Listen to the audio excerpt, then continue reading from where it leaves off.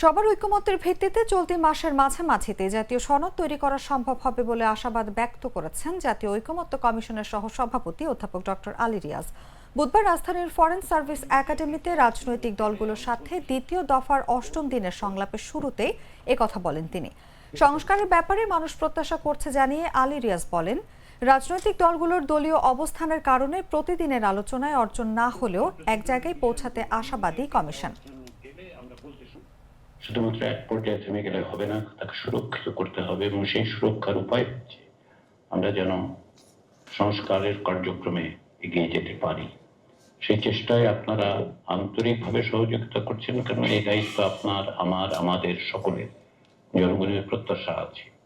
কখনো কখনো আমরা অগ্রসর হই, কখনো কখনো আমরা যতটা অগ্রসর হতে চাই ততটা না পারায় খানিকটা হতাশ হই।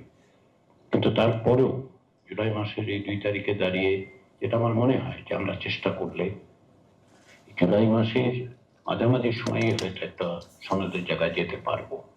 এটা আপনাদের সকলের প্রচেষ্টা, সকলের আন্তরিক সহযোগিতাটা হচ্ছে সবচেয়ে বড় জিনিস। ঐকমত্য কমিশনের বৈঠকের সবশেষ তথ্য জানাতে এই মুহূর্তে রাজধানীর ফরেন সার্ভিস একাডেমিতে আছেন রিপোর্টার রাকিব হাসান। আমরা চলে যাচ্ছি তার কাছে।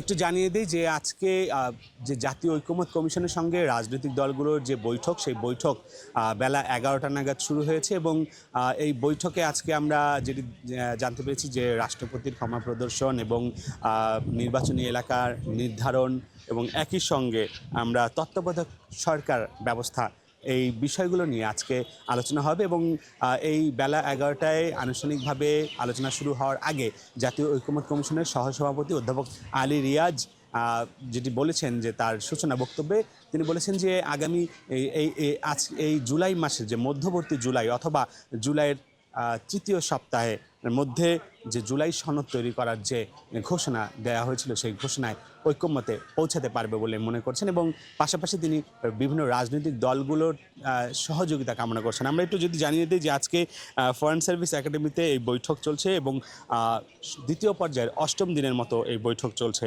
এবং ইতিমধ্যে আমরা দেখেছি যে রাজনৈতিক যে দলগুলো রয়েছে বিএনপি, জামায়াতে ইসলাম, এনসিপি, এবি পার্টি এবং গণ অধিকার পরিষদ সহ বেশ কিছু রাজনৈতিক দল এরই মধ্যে সময় মতো তারা এসে পৌঁছান এবং এই বৈঠকে অংশগ্রহণ করেন। পাশাপাশি আজকে যে আলোচ্য বিষয় যেটি বলছিলাম যে তত্ত্বাবধায়ক সরকার এবং নির্বাচনী এলাকা নির্ধারণ, রাষ্ট্রপতির ক্ষমা প্রদর্শন সহ বেশ কিছু বিষয় নিয়ে আজকে আলোচনা হবে এবং অধ্যাপক আলী রিয়াজ তিনি বলেছেন যে রাষ্ট্রকাঠামোর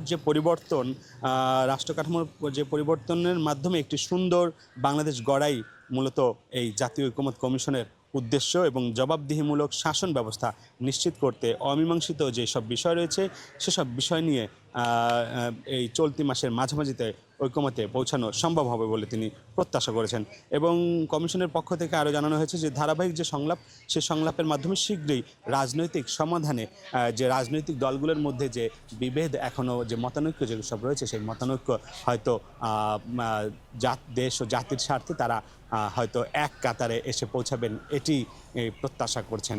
জাতীয় ঐকমত্য কমিশনের যে ফরেন সার্ভিস একাডেমি থেকে এই ছিল আমার।